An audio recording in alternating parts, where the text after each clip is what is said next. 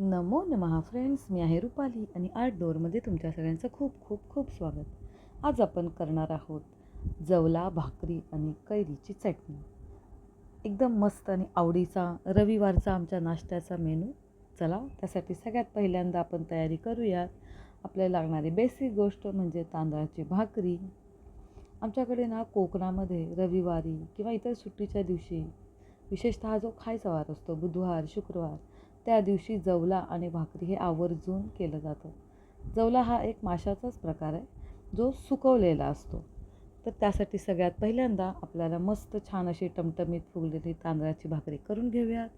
त्यानंतर त्याच तव्यामध्ये हा आहे बघा जवला, हा पांढरा शुभ्र असा जवला मी ते घेतलेला आहे. त्याला आपण मस्तपैकी असं मंद गॅसवरती भाजून घेऊयात एकसारखं.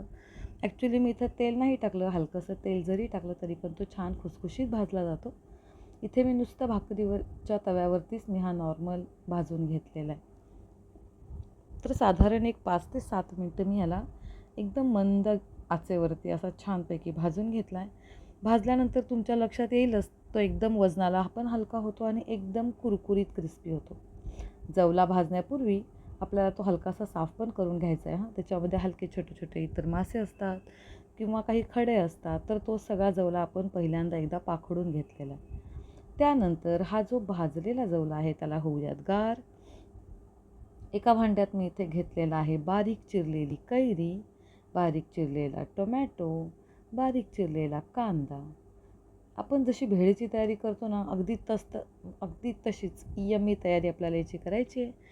यामध्ये टाकूया चवीपेक्षा हलकंसं जास्त मीठ. तोपर्यंत बघा मी इकडे आपला जवला गार झालेला आहे. या गार झालेल्या जवल्याला मी एका मोठ्या अशा ताटामध्ये पाखडून घेणार आहे.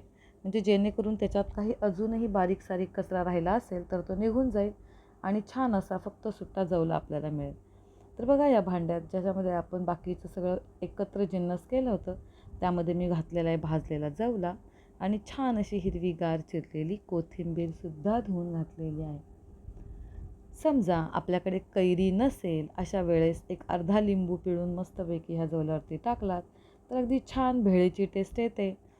तर या जवला आणि भाकरीसोबत आपण घेऊयात कैरीची आणि खोबऱ्याची मस्त अशी चटणी आणि हा झाला आमचा रविवारचा नाश्ता रेडी. चमचमीत जवला भाकरी तयार.